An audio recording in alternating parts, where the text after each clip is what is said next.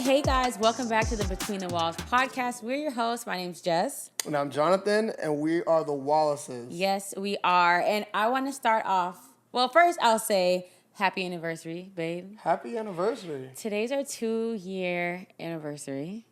And I want to tell you guys that we have been lying to you. Well, I've been lying to y'all. You know what we've been lying about? No. I have been lying because our podcast name is Between the Walls. And we always say we're the Wallaces. But technically, I haven't really been a Wallace for the past year and 11 and a half months. But I finally changed my last name. My name is officially Jessica Wallace. So we are officially the Wallaces for real now. Nah, it's pretty cool. I just told Jonathan today. I changed it like 3 weeks ago. But I wanted to wait until today to tell him. There was like a little anniversary gift. We don't really do gifts. Well, yeah, actually, we didn't really do gifts last year either. We were in Italy last year. But I'm like, let me just surprise him because he's been waiting for me to change my last name for a while. And to be honest, I thought it was something that I would have done a while ago. But I don't understand why, like, when you get married, like, the changing name papers isn't at the altar when you're, like, signing. Like, what did we even sign? Like, why is my name change not there, too? The marriage certificate? Well, yeah, but, like, why is the name change not included in that? Like, because some people don't change it. well... And no shade to anyone who doesn't change it. You don't have to. That's your prerogative. That's between you and your husband and wife. But it just, changing your last name is just such a thing that it doesn't need to be such a thing. But it should be much easier. Yeah, I didn't think, I'm sorry, I just cut you off. No, that's fine. I didn't think I would care so much. You know, like. Did you care? You were acting like you didn't really care. I didn't think I cared. But it felt like so monumental. I'm like, whoa. We're really locked in. We're locked in. We're really locked in. I wrote Jessica Harvey on so many papers for so long. Now it's like weird. I know. And actually, we've actually written my name on Harvey on a few papers in the past like 2 months, and now we have to change all of them. Like the business and like all these things. I know. The bank accounts, all that stuff. That's why like the last name thing was kind of a hassle because I'm like, you have to change so many things. Like obviously. Wouldn't it have been great if you just did it in the beginning? Yeah. Sorry, but I am officially a Wallace. So now we're really between the walls. Before we were between the whatever. We're between the walls now for sure. So it's our 2nd year of marriage. And how's it feeling? How's it been? Do you still like me? Yeah, I feel great. This has been a great journey. You know, a lot of people say that the first 2 years are the hardest. Mm-hmm. But I don't know. I feel pretty good. It hasn't been extremely hard. Yeah. I actually don't think it's been hard, honestly. Yeah. But there are hard moments, but the whole thing hasn't been hard. What has been the hardest thing? I feel like the hardest thing is adjusting to not be... I feel like I've said this before. Adjusting to not being the master of your own domain. Mm-hmm. Like, being able to do whatever you want. For example... A couple nights ago, I wanted to just use mouthwash before going to sleep. I'm like, Jonathan will be wanting to brush his teeth. I'm like, brush your teeth. What are you doing? No, stop. They make me sound dirty. It was just one night. I just wanted to use mouthwash before going to bed. And I did. And then I looked around. I'm like, okay, I don't think she'll realize. And then I get into bed and she's like, so you're not going to brush your teeth? One day you're going to realize I notice everything. Yeah, no, she does, and I'm very, very aware of my surroundings. But that was one thing that was hard, is that two become one. Yeah. And when you become one, it's someone that knows you so intimately, so well, and that a lot of times is like it's like a hard thing. Yeah. It's like yo, get away from me, get out of my get out of my brain, get out of my brain, because like even sometimes I'll do things and I'll think I'm being spontaneous or being weird. And, like, right even before I could do that thing, she's like, don't even try it. I'm like, bro, get out of my brain. It's like feeling like I have someone inside here. But, I mean, if that's the worst thing I have to deal with in my life, is pretty good. Yeah, I was saying, like, if the first 2 years are the hardest, and these were our hardest years, I think we're going to be all right. But I'm sure these were not our hardest years. I am. Yeah, for anyone saying, all right, we'll see. Just wait. No, I am thankful that these were our first 2 years. Mm-hmm. Who knows what it's going to be like when we have kids, and we'll see. We'll see. Different parts of us will be revealed to each other that we don't know because we don't have to have that be a thing right now. So. Yeah, someone said in the comments a few vlogs ago, not vlogs, what are we doing? A podcast ago, when we were talking about things that you should possibly do before you get married. Someone was saying, why is it that the first year or two is the hardest for some people?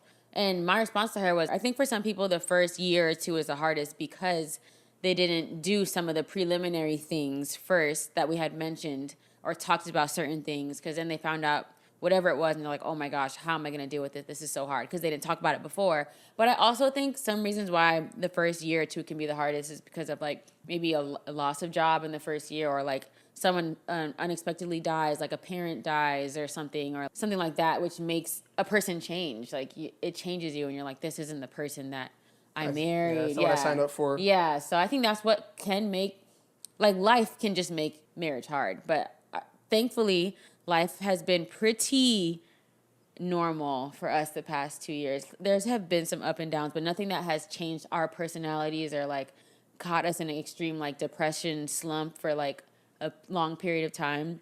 Not to say that it won't happen, and we're prayerfully it doesn't, but that I think that's why our first 2 years have been pretty smooth, because of all the preliminary things we did, and because there hasn't been any extreme life changes or adjustments. Yeah, and we know, and we like each other. Well, there's that, and that's a big thing. And but like we can know from like scripture, like tough times are gonna come. Yeah, tough times are gonna come, and it's gonna be these moments where things were good, where things are good, that we're gonna be able to reflect back on to carry us through those tough times. Yeah. So I think it's God giving us a good bank of good times before tougher times come, because they're gonna come. Yeah. It's just nice that these first 2 years were not them. Yeah. Yeah, I think we had a pretty smooth ride. I think the hardest thing for me, not that you asked. No, but I figured you just say it. This is something we always struggle with. Like, I'll ask Jonathan a question and start conversation, and then I'm like hoping he asks back to continue the conversation, and like he doesn't, and I'm like, aren't you gonna ask me? He's like, well, I figured if you want to say it, you would just said it. I'm like, ask, keep the conversation. No, just say it like you just were going to. I know, but this happens all the time. But anyways, I think the toughest adjustment for me in marriage I say it all the time, and it's still tough, has been like the finance switch and like allowing my husband to be the head of our finances. Although like it is something that I want to say I easily let go of it, but it doesn't mean that it's easy every month. Did I easily I feel like I was like, you know what, you got it. You can handle it, but every month it is hard for me. Well, it's hard for me too, because I could tell that you're upset. I'm not upset. I'm just like, dang, dog. I don't know. I'm just more matter of fact when it comes to the finances, where Jess will be like, well, we made X amount of money, and a lot of other people don't make this specific amount of money. So how come we can't do whatever we want to do? And I'll be like, okay, just look at the numbers. Right, now you make me sound crazy. No. Why can't we do whatever we want to do? We're making not whatever we want to do, but how come we can't spend with a little bit more freedom? Why do we have to have so many limitations? And I'm like, look at the numbers. If this is what we want to do long term, and I'll put it out there, but it doesn't make it any less frustrating for her. It's okay. It's all right. It's okay. Okay, so our first 2 years of marriage, what would you say has been like your biggest takeaway? But has it changed from your first year of marriage? Like, what do you take away from this? Or like the biggest thing you've learned, or anything really that you want to say about the first 2 years, or specifically the second year? The second year. I have a tough time differentiating the second year from the first year. Yeah. The only thing in the second year that we didn't deal with in the first year was we weren't trying to have children in the first year. But the second year, we have been trying to have children. Right. And our finances, they're still blessed, but they weren't as good as they were the first year. So what I learned more so this year than last year was that of how little control we really have over things. That's good. That's fair. Yeah, because I feel like in the work sense, you were working even harder this past year than you were working the year before. But money wasn't coming in as much as it did the year before. Yeah. And we weren't trying to have kids, so we didn't really know that we weren't in control. Right. We just figured that once we started trying, kids would start coming. Dog, we was coasting that first year for real. Like in everything, like everything was there. We were playing marriage on easy mode. Mm-hmm. We didn't have anyone to think about other than ourselves. Yeah. We had a house. We just relaxed. Like, everything was easy. Everything was easy. Everything it was was easy, really easy mode. We were vibing heavy. And then I feel like the dial of difficulty was turned up just the slightest bit this year. Like, all at the same time. Yeah. And, like, dealing with the expectations of that and not being in control and realizing you're not in control. Yeah. And dealing with that. I think that was been the biggest switch for years 1 to 2. How about you? Yeah, I think the same thing. It's like year 1, we were just having a ball. We were like really out here vibing. And then year 2, we started trying to have, I have the same exact answer. We started trying to have a baby. Go ahead. But for me, I think since it was my body that I felt like was failing me, but I know that's not true, but I felt like that at the time, whereas I cried a lot more year 2. And this is something I didn't say in like the whole like fertility podcast that we did, but like I had to take on a lot of that without you, because a lot of women take a lot of pregnancy tests without their husband, because we don't want us, we think like, oh, if it's negative, we don't want both of us to feel sad. We just have it be negative, we cry, we let it, whatever, and then we either just don't talk about it or be like, oh yeah, I was negative, but no big deal after we're already over it. So like I did a lot more of like being sad by myself the second year than I was the first year. I mean, I wasn't really that sad the first year, but yeah, that's it really. It was just like a little bit of more feelings of sadness and feeling, not that I felt alone, but because I never really feel alone, because I know that you would take every test with me and all that stuff, but it was a personal choice to take majority of those tests by myself. And also the reason why I take tests myself is that I want to surprise Jonathan so bad. I'm like the surprise queen. I always want to surprise Jonathan, but this is the one thing that I really want to surprise him with, and like be like, you know, like, I'm pregnant, you know. But I don't really want to find out together. Do you feel like I'm robbing you of that, by the way? No. Are you sure? No. I mean, I'm sure. No? Yes, I'm sure that I don't feel robbed. Yeah. But yeah, I definitely would rather, if it's negative, that like, okay, let's just pretend this never happened and like carry on, instead of bringing him into every negative pregnancy test. And I feel like a lot of women do that as well. But, you know, it is what it is. So that was the biggest change for me. And yeah, our finances definitely cut not in half. But dang, hey, Walmart, if you're watching this, come back to your girl. The first year we had the year-long Walmart partnership, and boy, did that do us well. And it's not here anymore, and that's okay. I know that greater things are in store, so it's all good. Yeah, I think God has in general taught us to rely on Him way more. Yeah. Which is a blessing. Yeah. I think. Yeah. You know, it's good to be on the mountaintop because we can reflect on the mountaintop. It's like, wow, this is really good. Thank you, God. And it's also good, and we're far from a valley. Mm-hmm. But it's also good to be in the middle as well, because you can see God working differently than you could originally. Yeah. If that makes sense. Yeah, that's true. So one of the things that I thought would be cool to do on the podcast would be to revisit our vows and read them out loud, see where we can grow, and see where we've succeeded. So right. I reread mine earlier, and I like got to the promises part, and I'm like, the very first promise I already messed up on that one. I'm so sorry. You want to go first? We're gonna have some fun. Do you want to? I mean, I guess I can go first. Do you want me to go all the way through, or do you want to stop at certain points? We'll see how it goes. Jessica, I vow to honor you with my actions, that I will behave in a way that is worthy of your love, when you are around and when you aren't, that I will try with every fiber of my being to constantly make you proud. I vow to be a man of my word, that you will be able to take what I say to the bank, that you will be more confident in my word than you are confident that a glass of ice will make you satisfied at the end of the day. Were you going to pause? Yeah, you don't even really eat ice anymore. Yeah, for those of you, I used to really be like super... Anemic? Yes, and I was addicted to ice, like 4 or 5 cups a day. Now I'm down to 0 cups a day. So. And everybody would know that. Like everyone at the wedding knew that. Yeah, that was my thing. I was the ice girl. Go ahead.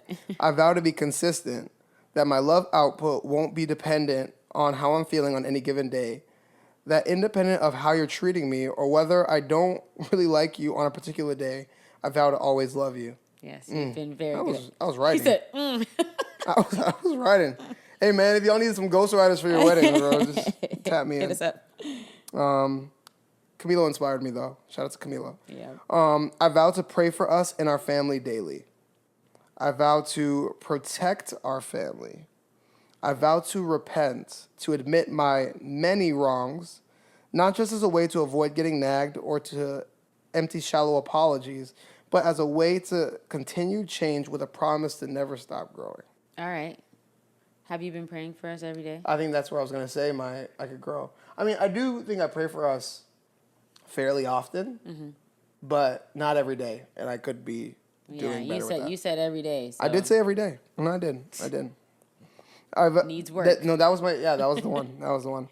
And people have been crazy, like sending Jess messages about where, like that they have our address and stuff like that. So maybe I need to, I don't know, get a gun or something.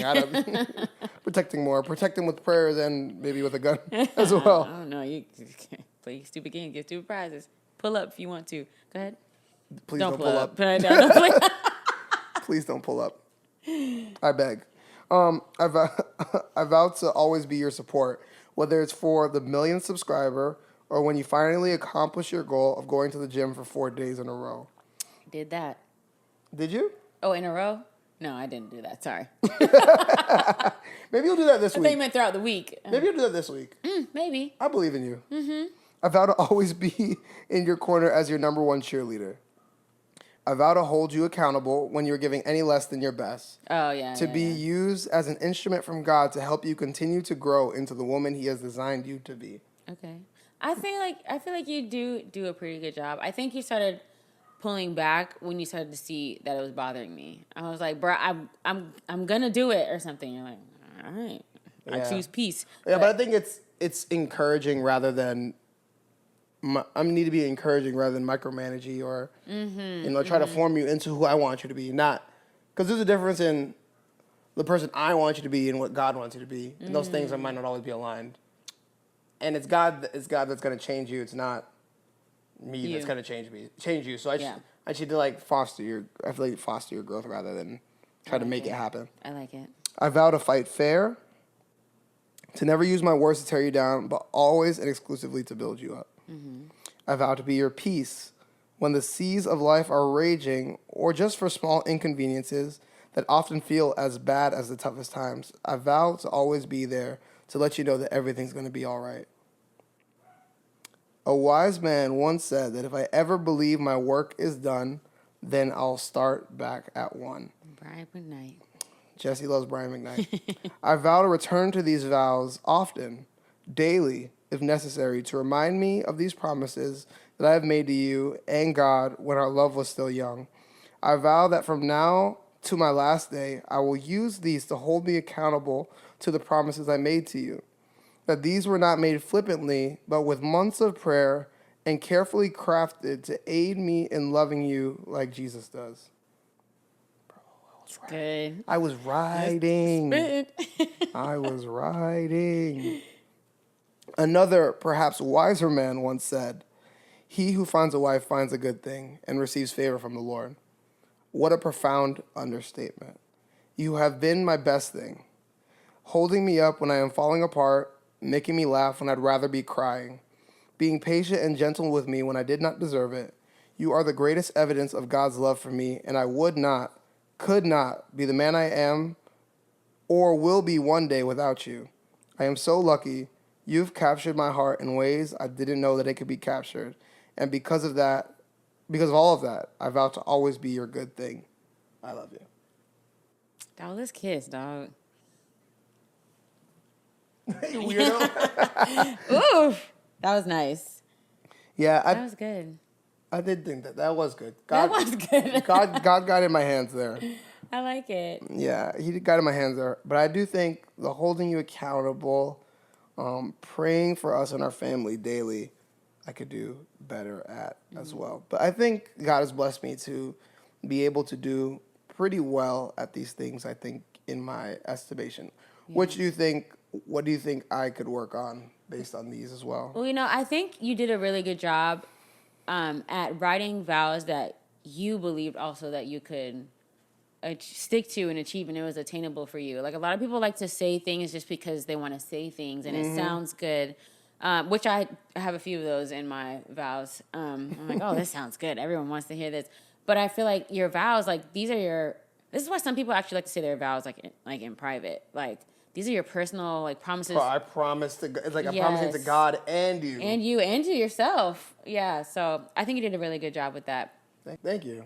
You're welcome. All right, do you want me to read mine? Yes. Well, and I do think, but before you read yours, I do think it is super important to write if you're going to write your own vows and not use the standard vows, that you really think about what you're saying. Yeah. Because, kind of like we just said, it is really a promise to God, yourself, and to your wife. So it's like, if you're going to say that, I'll never do blah, blah, blah, blah, blah, blah in your vows, just because it sounds, like, cute. Right. Like, that's a promise that you made to God. Yeah. So it's like, and when you say that in good times and in bad, like, your wife gains a lot of weight. It sounds like a bad time. Yeah. But you said in good times and in bad. Yeah. Those are the ones that they make you repeat. Wait, did we do a repeating thing? I think we did those too. Yeah. So, but the thing is, poor or richer. Richer like, oh, poor. He's broke. He lost his job. We're poor. But it sounds like you agreed to it. So, yes, and not that I disagree with those vows, but like, if you don't mean that, and they're asking you to repeat it, like for richer, for poor, what if you're like, honestly, can we skip that? Like, can you ask to skip that? That's a conversation you need to have before. Like with your pastor or something, or whoever's marrying you. If you don't mean that, then don't say it. Well, like, yeah, because like if you have a prenup, but a prenup's not only for like cheating or whatever. Because like we said, we know people personally and not personally who have said like if you gain a certain amount of weight, that's divorce, and that's a bad time. So they better not say that in the vow though. Or like for skinny or.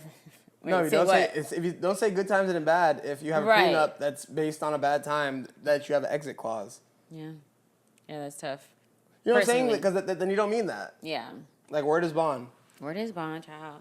Yeah, so I'm just letting y'all know I have a few of those cutesy ones in here. But her vows were so good, and I was so nervous when she was going to do her vows because I had mine written maybe like a month before. And Jess had hers written like 2 or 3 days before. We got married on May 28th. My vows were written May 27th at 11:29 p.m. So good.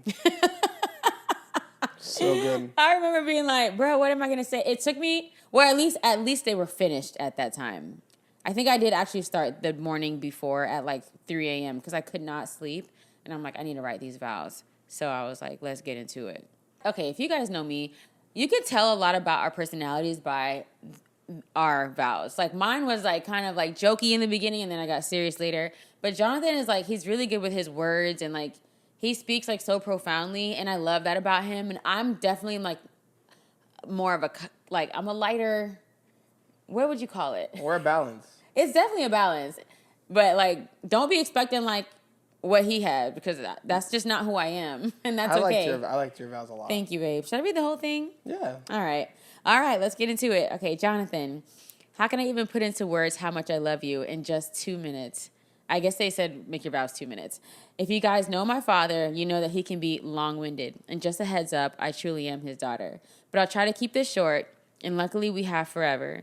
Even though forever on this earth is not enough time for me to tell you how much I love you. And then I did the basic, if you were to tell me 10 years ago. Did he really say that? Yes. If anyone were to tell me 10 years ago, when we first became friends, that we think we'd be standing here today, hand in hand, I think every single person here would have laughed hysterically. This next part, you know what this next part says? What? It says, well, everyone except for Cam and Sheena. Yeah. It said, I actually remember asking her not to pair me with you for their wedding because I didn't want to give you the wrong idea. Our cousins Cam and Sheena were getting married, and I was a bridesmaid at first, and Jonathan became a groomsman later, and I know that he really liked me, but I was like, I'm not with it. So I was like, Sheena, please don't let me walk down the aisle with Jonathan because I don't want him to get the wrong idea because I knew he really liked me, and I was like, please, no. So that's what that means. Anyways, I would just like to stand here. This part is such a joke. Okay. I would just like to stand here today in front of our family and friends and let everyone know that Jonathan actually fell in love with me first. And I curbed him for many, many years. And then when I fell in love with him, after he wore me down, he then began to curve me. But the beautiful thing is that 2 curves make a circle, and a circle has no end. So good. I know that one. I was in my bag. Okay. I'm so excited to start this new journey with you as your wife and you as my husband. I can already see that you're practicing to be a husband because the other day I was talking to you and you literally did not hear one word I said. And I was like, oh, and so it begins. And this is where I start getting serious. Okay. You know, I had to start off with a little jokey joke. Y'all know how I do. Okay. I won't stand here and tell you that you complete me because I am already whole in Christ Jesus. But with you, it's proof that I am living in the abundant overflow. With you, it is proof that I am not only blessed, but I am highly favored. With you, it is proof that even though I deserve nothing, God still loves me so much that he gave me everything. And I still feel that way. I do. Okay, here's where I start capping. I did say, I actually have some clauses in here. I said, I promise that I'll never go to bed angry, except if you make me angry right before bed. Because you already know one thing about me, I'm going to go to sleep. This one's an inside joke. It said, I promise not to have a headache every night. Cap. That was cap. Sorry. I promise that everything I have is yours, even when I have a headache. How do you feel about that one? How have I been doing? 6 out of 10? It's okay. I promise to be quick to listen and slow to speak and to make you feel important and heard every single day. Yeah. Good? Yeah. I'm quick to listen and slow to speak? Yes. I actually am pretty slow to speak because I would just stop talking and just be like, don't say anything, Jessica. Okay. No, you do a really good job there. Thank you. I promise to hold you up when you're down, to speak victory over you, to pray over you, and to pray with you. I promise to love you with every single fiber of my being, that there will never be a day that goes by where you feel unsure. I promise to submit to you as you submit to God, and to be the keeper of our home and the keeper of your heart. I'm in this with you forever, and even when we get to heaven, I'm going to find you because forever on this earth isn't enough time for me to tell you how much I love you. So nice. It is nice. She cute, then. Cute. All right, so what I need to tighten up on? Not about to pour. Okay. Yeah, I was just wondering. I think you did a really good job in writing it. Mm-hmm. But I do wonder. I feel like you're so much more mature. If I would say something different now. I wonder what if you did vows in the same not method. What's the word I'm looking for? In the same formula that I did my vows. Mm-hmm. What would you include that you didn't include then? Well, is this now? Because right now it seemed like the kind of vows that many people do, where they're not really vows. It's kind of like a speech and more of like a profession of love. Mm-hmm, mm-hmm. And then there was a short section with I vow to or I promise to, and those were good. And those were good, but a lot of it was I love you so much. This is why I love you so much, which aren't necessarily vows, but still good. Mm-hmm. So I'm asking if you were to add vows that you didn't have then, but you're like, I do want to vow to do this, or I do want to be held accountable to do this. What would you write? But is this as me being 32 now, or is this as me knowing 2 years of marriage, knowing what I know now about marriage, or just me being more mature? No, what you know now. Me, what I know now? Yeah, you've been married for 2 years. What would you, if we had to do a vow renewal, it's what new vows would you put in there? Because I feel, I don't want to sound arrogant, but I think that the promises that I set out, I'm these are good, and I want to just keep working on these ones. Tell me you like my vows? I love your vows. It was the best. It's rewrite them and get back to me. No, because it was so good, especially at the time, because it felt like a roller coaster, and in the roller coaster in the best way, and in the way that. Where are you going with this? Every time you speak, and a thing where it's not rehearsed. I'm like, I feel like I'm on a tightrope. Where's she going? And I'm is she gonna land it? Is she gonna land it? And she always lands it. Every single time she lands it, and I think it's always it's thrilling to watch you speak. Especially when I don't know what you're gonna say, but you always stick it. But I am wondering what, as a wife that you've now been a wife for 2 years, what vows would you add? What would you add? What would you want to promise? I'm not 100% sure. I think I would promise to like always have faith with you when things don't go our way, to never stop believing, to trust in your leadership. Did I say that? I feel like I said I submit to you as you submit to God. No, that's good. So that was like, really good. Me trusting as your leadership. But with these aside, let me just think of the things that I would, even if I said them already, but definitely to trust in your leadership, like, you know, when it comes to the finances and things like that. Like I said, to like always be believing, because, you know, we've gone through this thing the past year, and sometimes it was hard not to believe in God, but just to believe in life. I'm like, what's going on? What are we here for? Promise to hold you up when you're feeling down. Dang, I don't know. You got me feeling like self-conscious. I ain't promising enough. No, those are good. Those are good. Those are all really good. You know, those are really good. I'm not sure what else. No, that's good. What would you suggest? No, I think you're good. No, you got me tight. No, because no. Well, the reason I asked was because you sounded insecure about them. No. Initially. No, I'm not insecure about them. I just feel like reading my vows to people who have no idea about our past and like my humor, and like reading my vows in front of our family and friends who know us, where everything makes sense. It just feels way more comfortable instead of reading to people who have no idea what I'm talking about. When I'm like, I didn't want to walk down the aisle with you. Like, they're like, who's, you know, like, what are you talking about? But like reading it on that day in front of everyone who knows us, knows our story. I would say that's why I would say that yours were fantastic, because they were so context specific. It rocked the room. I mean, I know that's not why you say vows, to like get reactions out of people. I'm not performing, but I know, but it was really good. Yeah, but maybe did you want something that was more catered to you and not everyone's involved? No, I'm glad that was you. Like, you were you, and that's who I married, and I was very excited. I was just happy you didn't like free wheel it.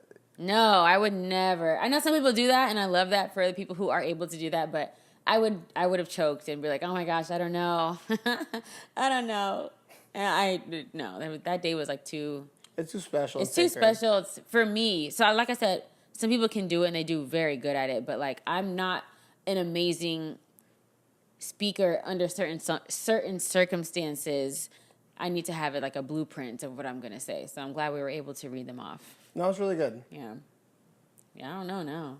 No, it was good, I promise. So I think that since this is our 2-year anniversary, and for those of you who don't know, Jonathan and I, we dated for about 2.5 years before we got engaged. We were engaged for 9 months. So we've been together for almost 5 years. But anyways, a lot of people always ask, even though we have answered this a couple of times, but I figured we just do it for y'all one more time. I think we're going to answer it probably every 6 months for the rest of my life. That's also true, because people always want to know. And I think something about people, even though you've said something before, hearing it again like gives them some sort of peace, because people always ask, how'd you guys know? Even under the videos where we speak about how we knew, they would still ask. But anyways...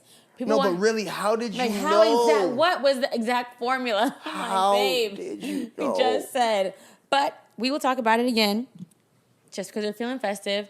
How did we know that we were the one for each other? Or how to know if my man is the one? Or is there such thing as the one? And does God speak to you audibly? Like, how did you know? So I think we'll talk about that a little bit and touch on that. For anyone who's struggling to know or to feel... Is this the one? Doesn't feel right? Is it right? We're going to touch on that a little bit today. I'll start with myself, because I feel like I had a really rough time with this, because this is what I did. This is how I knew that Jonathan was the one for me, because I really was not sure what to do. In the beginning, obviously, if you know our story, Jonathan was too young for me. And there was no thoughts of, oh, when I first met him, did I know right away? First of all, for one, when I first met Jonathan... I sound defensive, but when I first met Jonathan, it was not like love at first sight and like, oh, he's going to be my husband one day. Some people do have that feeling, and they do know, and that's, works out well for them, but that was not our story. Did you feel that way when you first saw me? Like, dang, I'm going to marry that girl. No, I didn't. I don't know if I felt that. Yeah, that was not a thought in my head. I didn't really see that until like 7 years later. I feel like that's when God told me, like, that's Jonathan's going to be the one. So let's start from the beginning. Okay, so years ago, I was trying to decide if I should actually give Jonathan a chance, because it had been years of, like, he had like a mild pursuit. Jonathan, I feel like he was so slick, but it was like mild pursuit. And after a while, I was like, should I give this a go?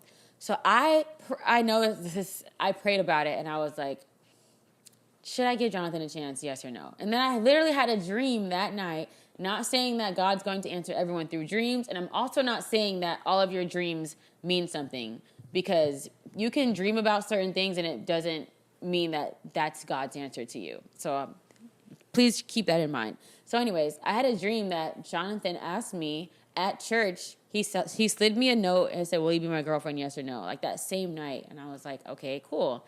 Mind you, Jonathan did not ask me to be his girlfriend for like another 3 years. But I was like, okay, cool. I should give him a chance. But that's not how I knew he was the one. I actually still knew that he was the one I was going to marry before we even started dating, because I asked God again. I went on a 3-day fast, and I remember on like, I don't know if it was day 3, day 2, but it wasn't day 1. I remember I was driving, and I was at Walmart, and I was in the ice cream section, and I audibly heard God tell me, like, Jonathan, you and Jonathan are going to be together. He's just going to date somebody else first. I remember hearing that. Did that mean we were going to get married, actually? No, it just meant we were going to be together. I can't remember the exact when I knew I was going to marry you. But I knew God told me, but I can't remember which story that was, to be honest. And I don't want to lie to y'all and make up something. But I remember God telling me that it was him. Now, my issue was the first time around that we were dating, I was like, God, there's no way. There's no way that you really meant that this is going to be the man I'm going to marry, because this doesn't feel good. This doesn't feel right. And also, Jonathan was not sure for majority of the time. So I was feeling how it was so unfair that he told me first and did not tell him. But also, I was the one who was begging and asking and pleading. I'm like, God, please tell me. So he did, but he didn't tell Jonathan. So I'm over here. And don't do what I did. I told him, like, God told me that you're going to be my husband. And I think that freaked him out a lot, actually. I don't remember being freaked out, but I don't doubt that it freaked me out. I don't remember that. Oh, well, then I won't say that. I'm not disagreeing with you. Yeah, but I won't put it in the air. But at least I felt like it freaked him out. He didn't say that, but I'm like, probably shouldn't have said that. And I don't think if you're a woman, or maybe even if you're a man, but especially if you're a woman, I don't think you should tell any man that God told you that you're gonna be his husband, unless he had that confirmation, or at least unless you're dating. But I think I told you that before we were dating. Ew, that's so thirsty. That's nasty. That's ugly. That's so ugly. Do not do that. Don't do that. But anyways, I felt unfair because, like I said, he told me that before we started dating, and then Jonathan like went his own way and was doing his own thing, and then I felt like a goofy because I'm like, do I wait for you and like be obedient to what God told me, or do I date somebody else? Because this is silly. Like I believe, I'm like, was I wrong? I believe God told me Jonathan's going to be my husband, but right now we're not on the same page. Do I look silly and wait for someone who's not giving me the time of day and dating somebody else? I felt really stuck right there at that point. Obviously, I was right. Here we are. But that's how I knew. God told me, and then I really knew after he proposed. But yeah, that's a way to know, all right? But yeah, I won't lie. When we were dating the first time, I say the first time, we dated, I don't know, our first go-around of dating, the first 8 months, I was so confused. I'm like, God, this is my husband. This doesn't feel good to me. Like, it wasn't bad, but it didn't feel secure. Jonathan's yawning. Sorry. It didn't feel secure. I'm like, this can't be. Like, there's no way we're going to get married under these circumstances. But I also know that I believe God told both of us that we are going to break up before we get... I don't want to mess this up. We both knew that we needed to break up before we got married. Yes. Or we got back together, whatever. We both knew from the jump. I'm like, I think you need some more time, because Jonathan didn't have much time before his previous relationship into mine, and he had like constantly always... You can talk for yourself, actually. I'll let you speak for yourself. So I don't know. I feel like I'm talking about you. I'm like, you're right here. For me, my journey was a whole lot different, and yeah, it was just a lot different. Mm-hmm. But my whole life, I had struggled with indecisiveness, feeling like if I made the wrong decision on things, my whole life would be over. Mm-hmm. You know, that I would disappoint everyone around me. I just lived very scared of making decisions, any decisions, but specifically ones that concerned, you know, being married and a wife. And I just want to say in advance, I do not now, as a grown adult that's been married for 2 years, think that there is the one. I think there are better choices and there are worse choices. I was gonna get to that, but yeah. But if you live your whole life being like, oh, I gotta find the exact one. I gotta find the one, or it's gonna cripple you. It's gonna cripple you. You're not gonna be able to make decisions. You're not gonna be able to move in confidence because you're gonna be questioning, is it the one? Mm-hmm. I think there's better choices and worse choices, and that God gives us some agency to have choice on our own. Mm-hmm. And especially if you're having communication with him. Mm-hmm. If he does not want you to be with someone, he will let you know. I definitely think there's a wrong one. Yeah, no, when I say there are better choices and worse choices, there are worse choices. Yeah. But there's a reason why arranged marriages are usually more successful than love marriages in the United States. Mm-hmm. And that's because many people view love as good feelings, or everything feels good. Like, it just like, oh, I'm just so in love, that in love feeling. And if everything's based on that feeling comes and goes. Yeah. But what stays is their commitment to love somebody, right? So you can that choice, and you can be committed to love anyone, but some people are going to be easier naturally fit. That's why there are better choices and there are worse choices, right? And one thing I'll say is that when I was trying to figure it out, I just felt so stuck. Like, I have to make the right choice. I have to be right about this. So me and Jess, I'm just gonna fast forward to when me and you started dating-ish. We were in a situationship before we were dating, and in that time, it's like I knew I liked her, but I'm like, God, is this the right one? And I was even afraid to date somebody officially with an official label, because I'm like, I don't know. I felt like I was like locked in. You know, like this is it. I felt like I was making the marriage decision by dating. Can I say something? Go ahead. Sorry, I don't want to cut you off. No, go ahead. I also, just for anyone listening, don't ever put the pressure on yourself. I feel like a lot of guys do this, but I don't know. Saying, oh, my next girlfriend, that's my last relationship, that's going to be the one. Because I feel like that also, one, it makes you extremely, and I think you should be picky about who you date, but I think it really cripples you, again, we'll use that, about who you date. Two, when you do get in that relationship, when you do have red flags and stuff, you will do anything you can to make it work, because you like vowed to yourself, like, I'm not dating no more. This is the one. It has to work. And that makes you stay in a relationship that you shouldn't necessarily stay in. 100%. Yeah. Yeah, I think that dating at best should be used as a tool to find what works for you and what doesn't. And I don't mean like go on a billion dates with everybody in the world, or take dating like into sexual things, or open up yourself to a specific level to everybody. But I think as Christians, or as even just people in general, we're just so scared of going on dates with people. It's like, oh my gosh, I'm dating, and people are gonna know that and like make it such a bigger thing. It's like you can sit down for lunch, with somebody and it not be the biggest deal in the world. Yeah. But I think we've made it up to be so like such a scary thing, and I think that's how so many people end up, you know, in situationships and hookup culture, because it's like, no, we're not dating. We're just hanging out, and everything's done in secrecy. And I think whatever you do in secrecy and held under and making sure, not wanting people to see and not wanting people to know, it invites sin, because you don't have anyone to hold you accountable. Because light, it's safe. There's safety in light. Yeah. You know, but in the darkness, it's dark. It's dark. It gets dark in the darkness. So, yeah, like we're in a situationship, and like just didn't know what I wanted, and I just figured, Jess is nice and all, but we keep messing up. We keep stumbling into, you know, sexual things, getting too intimate before it's time. So I'm like, maybe Jess isn't the one, right? So I decided, live from the pit of hell. I decided to like try to go another way and talk to other people, and think that, you know, Jess was the problem, right? But the same problems that I had in my relationship or friendship or whatever you want to call it we had with Jess were springing up all over the place. And then I realized, oh, I'm the problem. It's me. Yeah. Hi. I'm the problem. It's me. Sorry. Shout out to Taylor. Yeah, so then I ended up having to go to therapy, because I ended up in my parents' room saying I hate myself.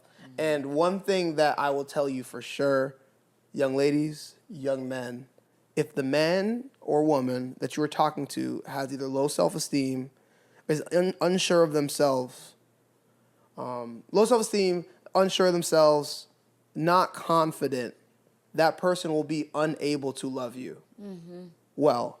They will not be able to love you well, because one of the things that Jesus says is love others as yourself. So if the person has no respect for themselves and does not love themselves, they cannot love you. Yeah. They will try. They'll try. And there will be days where it is good. Because like, oh, this was a good day.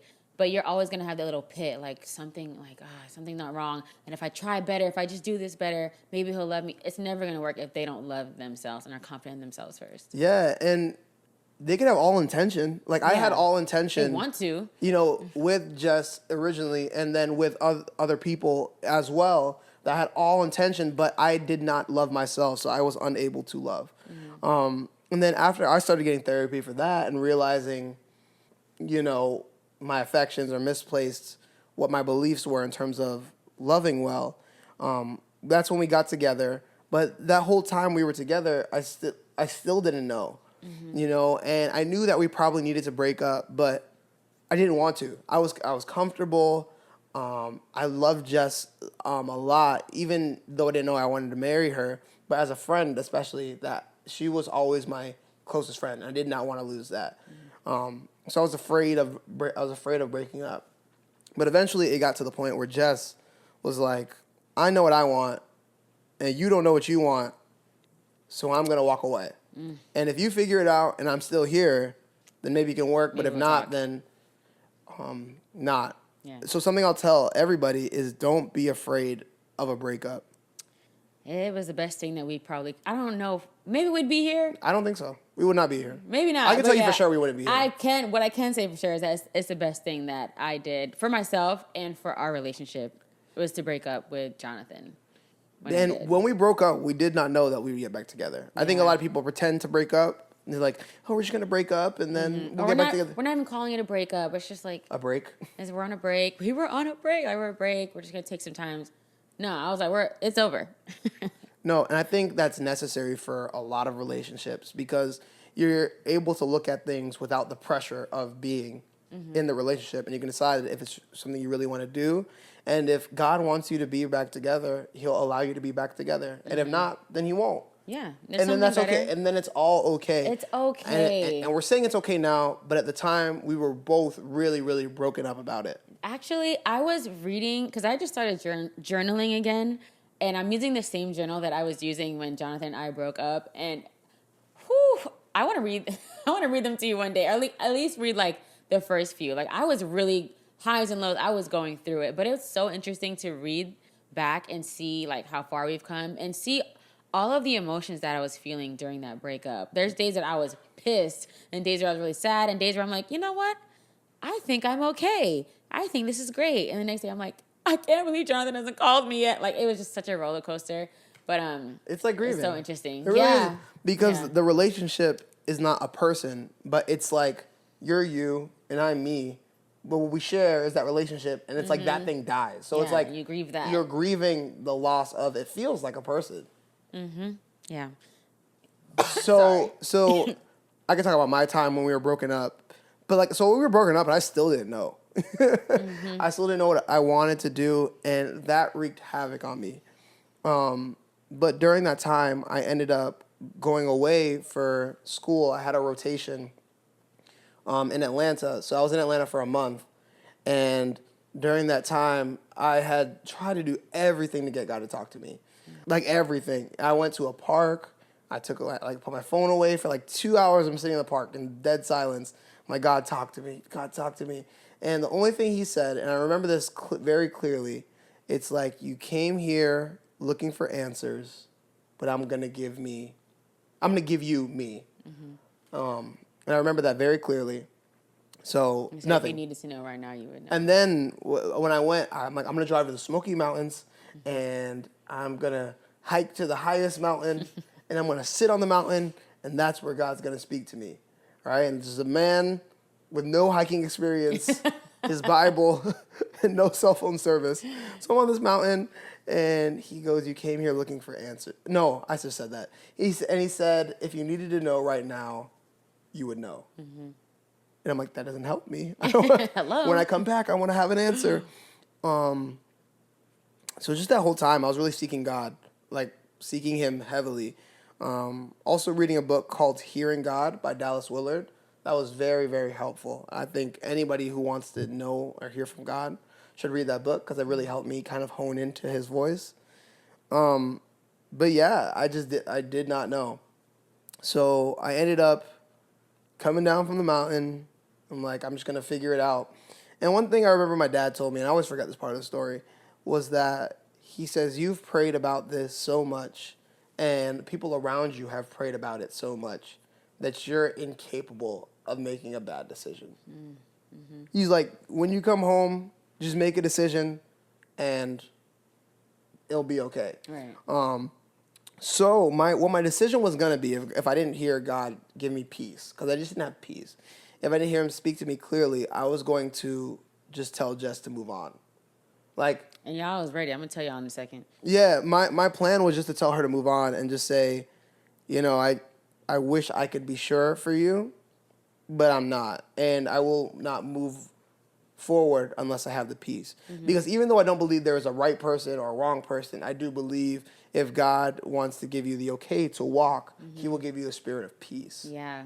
Mm-hmm. Right? And I don't think that spirit of peace is reserved for one person, but I would not move forward in any relationship unless I have peace. Mm-hmm. And if you have any anxiety when thinking about it or any unsureness, I think that's a sign from God to not move forward. Yeah.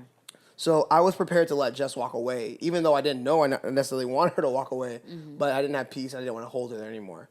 But one day, and this is the weirdest thing, and people always ask me for more information, but I don't have it. I went to sleep on the couch, feeling the same way I always felt. I woke up, and I knew.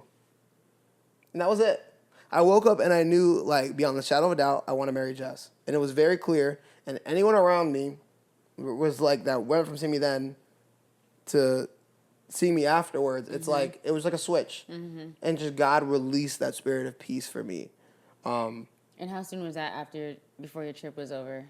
Maybe with a week left. Mm-hmm. So with a week left, I knew what I wanted to do. And God would just kind of allow that, for me. A lot of prayer, a lot of time spent with Him. So if you're somebody that was like me and that just doesn't know, I would just say just spend a lot of time with God. Spend a lot of time with Him and in His presence and ask Him. But what I would say is that if He does not release that spirit of peace, that mm-hmm. there's just something in you that is just held up about that decision, mm-hmm. I would not move forward unless I'm walking with peace. Right. Even if you don't hear a clear, no, she's not for you, or mm-hmm. no, he's not for you. Unless you feel that spirit of peace, don't walk forward. Yeah. Yeah, I think that's great. Yeah, because when I had the peace, it was just night and day. Our relationship? Yeah. Yeah, it was. I was able to love so much better, feel free. It felt so much more free. Oh my gosh. I remember early in our relationship, maybe month 3 or 4, I had written Jonathan this long text messages about how much I love him and all my feelings for him. And his response was so yeah, that's cool. Or it was so short. Do you remember? No, not 100%. Oh, that's fine. It was not what I wanted back. And I knew from early in our first go around of our relationship, I'm he's not sure. He's not sure the way that I'm sure.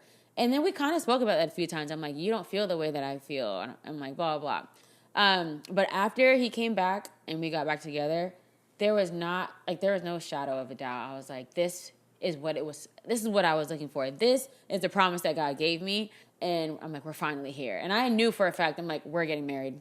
100%. I already knew. When I came back. Well, he also told me that. I think there was no question about it anymore. Yeah. I was not going to come back to her unless I was ready to be married. Mm-hmm.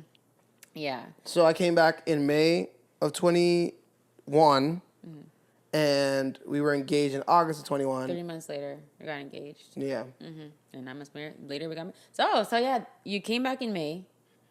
And then we got married literally a year later. Yeah. A year after. If you would have told me a year ago that we would be married and standing right here, I wouldn't have believed you. Oh my gosh. I think we can wrap it up there. I was going to tell a funny story, but whatever. I'll tell it. Okay. I just want to say how another way I knew that Jonathan, actually, I didn't really see it at the time. I kind of saw it at the time, but like looking back, it's no questioning. Like me and my friend talk about it all the time. Like there's no question. So a month before Jonathan went to wherever he went, I don't really want to say where, unless we've said it already, but whatever. A month after we broke up, me and my friend and I, we took a trip. And I was like, let's get out of here. So we took a trip out of state.